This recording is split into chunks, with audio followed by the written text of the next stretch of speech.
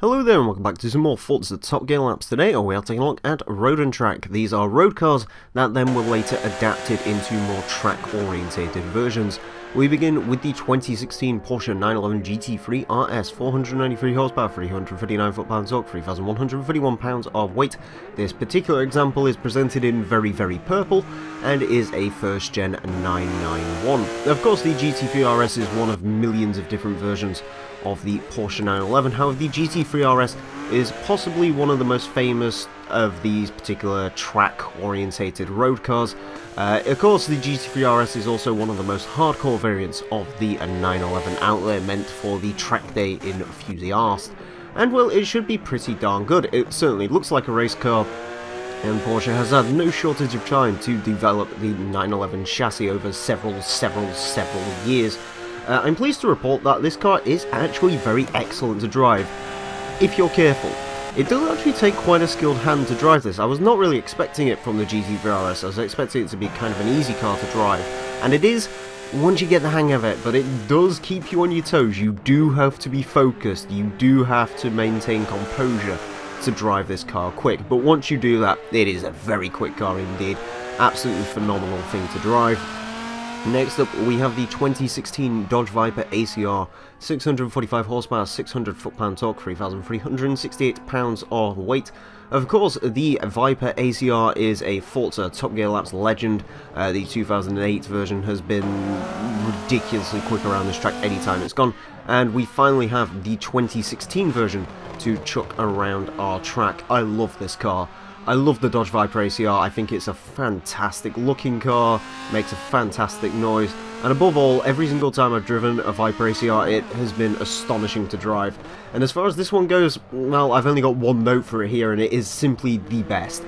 This is, in my opinion, the best driving car in this game. It is phenomenal.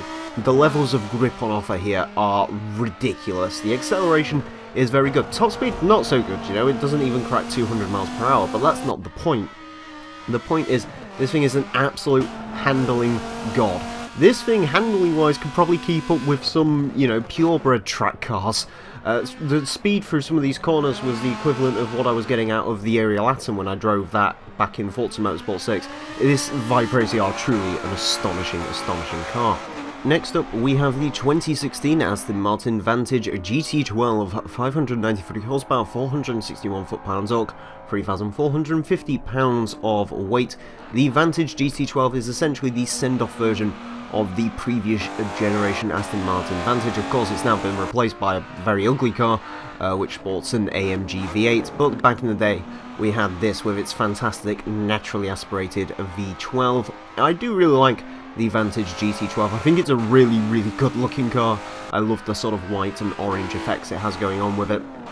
Yeah, a really cool car in general. As far as it goes to drive, it is actually pretty darn great to drive. I really liked driving the Vantage GT12. It's not quite as good as I remember it being from Forza Horizon 3, where it was a top tier handling car.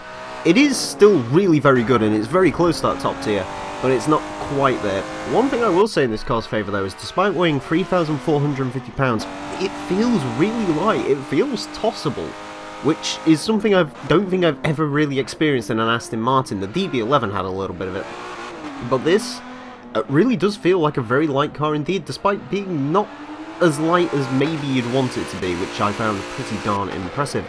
Next up, we have the 2017 Mercedes-AMG GT R, 577 horsepower, 516 foot-pound torque, 3,428 pounds of weight.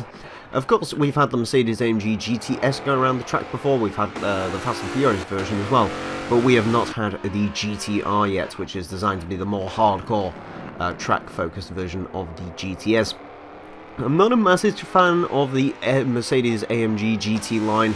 They're just not massively interesting cars in my opinion. They do make a relatively good noise. They look okay. They kind of look a bit dull if you ask me, and the rear end is definitely inspired by Porsche 928. But they're just not really for me. They're a little bit too sensible in my mind for being AMG cars, and they're not quite as cool as the SLS, which, well, Mercedes say they didn't replace them, kind of did. Anyways, as far as it goes to drive, it is a great car to drive, don't get me wrong. However, it does feel very heavy. I don't know if it's just because I came out with the GT12, which is a very light feeling car, But this feels a lot heavier than that Vantage did. This feels like a, you know, 3,700, 3,800 pound car, which I wasn't expecting. It's still a great car to drive, don't get me wrong, and that is going to be a theme of today. But, yeah, not quite as good as the Aston Martin, in my opinion. Next up, we have the 2016 BMW M4 GT S. 483 horsepower, 442 foot-pounds torque, 3,329 pounds of weight. Another car similar to the GT12 with a pretty cool aesthetic going on. This particular version, of course, you see in matte grey, but I really love the orange accents on the M4 GTS. For some reason, orange accents on cars in sort of lighter colours, you know, your whites, your greys, and I guess blacks as well. They really do look very good, and this M4 GTS is no exception. Yeah, the M4 GTS is a car that's always intrigued me, because I really like the way it looks. However, it's an S-Class car, 704 PI, which is way higher than the standard M4, which is a B-Class car. So the question is it really that good? Well, the answer is, it is good, do not get me wrong. However, it's kind of an odd car to drive at low speeds. It has a bit of understeer, the brakes aren't quite as good as maybe you'd expect them to be. And the rear end does like to kick out occasionally. It's nowhere near as bad as it was back in Horizon 3 when I first drove this and discovered that the front end and the rear end were really not on speaking terms. Front end got turned in very nicely, rear end slid out. It doesn't do that so much in this game, but lower speeds it does struggle, so you do have to watch out for that. Next up, we have another American car, the 2015 Chevrolet Corvette Z06. 650 horsepower, 650 foot-pound torque, 3,536 pounds of weight. This is the most powerful car here today, and the torquiest car here today. The Corvette Z06 is another car which has done pretty darn well around the Top Gear track in previous incarnations of this series. I do like the C7 and I do like the Z06. Of course, recently the ZR1 has come out. That is in Horizon 4. Unfortunately, it's not in this game yet. I don't know, it could be a spotlight car. That version is even more hardcore, but for today we have to deal with the Z06, which is hardly a bad thing because the Z06 is a very good car, and to drive it's excellent as it's always been. Honest to God, the two American cars here today, the Viper ACR and the Corvette, are probably the best handling cars out of everything here today, even compared to the 911. Granted, the 911 is quicker around corners and stuff like that than this, but much like the Viper, you know, you can drive this pretty darn easily. The Corvette's probably the easiest car to drive here today because you can, pretty much anyone can lump this around the track and get a quick time with it. It really is that good. I really enjoy driving the Z06. It is a great car. If you haven't driven it, I do certainly recommend it. Next up, we have the 2015 Jaguar XKR-S GT. 542 horsepower, 501 foot-pound torque, 3,977 pounds of weight. This is the heaviest car here today by quite a darn margin as well.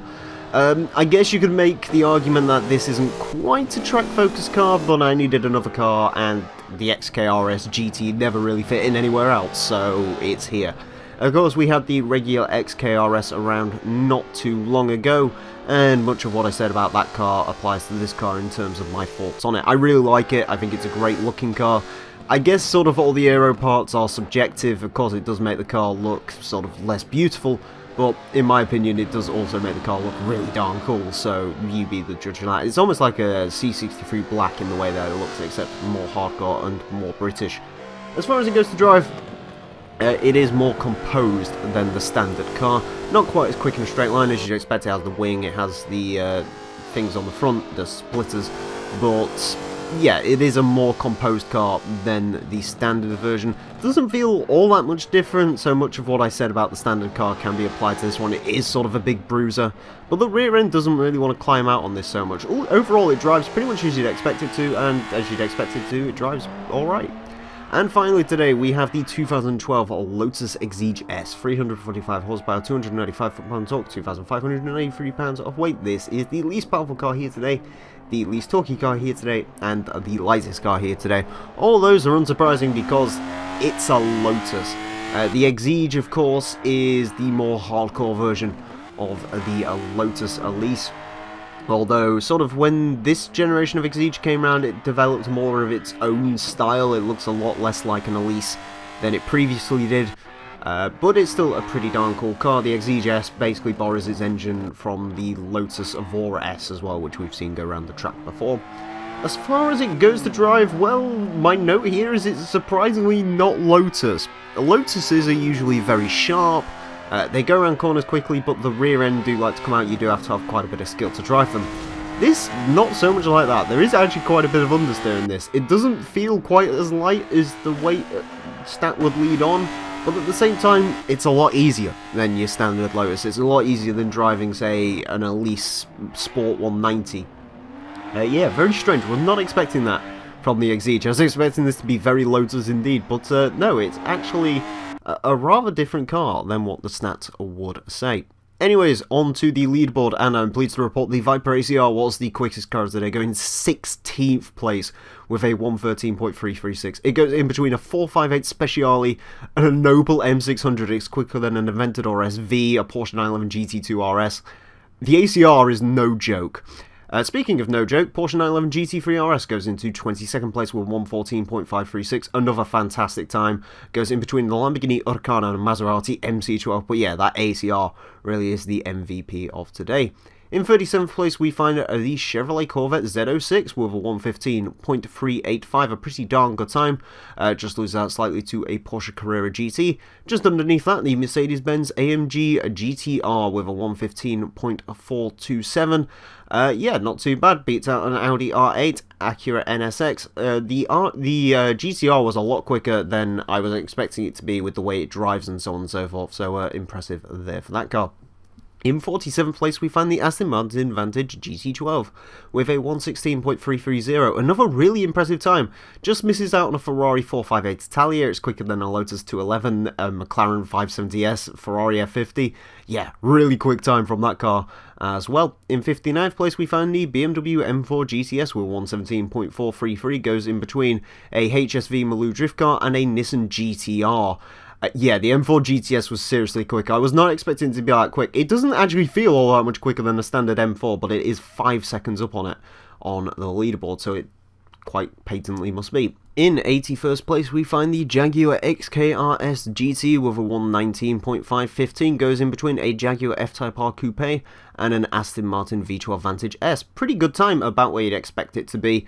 Yeah, that car was a lot quicker than the standard version, a whole second up on it. And finally today, in 90th place, we have the Lotus Exige S with a 120.028, goes in between a Bentley EXP10 Speed 6 and a Ferrari California, also quicker than a 288 GTO, C63AMG Black and Aston Martin DBS. A really impressive time from all the cars here today, although of course the absolute MVP of today has to be that ACR Viper. That is an incredibly quick time of 113.336. It's right up there with the absolute top tier of supercars. That, by the way, is a mid S-Class car, and is right up there with cars way towards the top of S-Class. An incredible car is the ACR.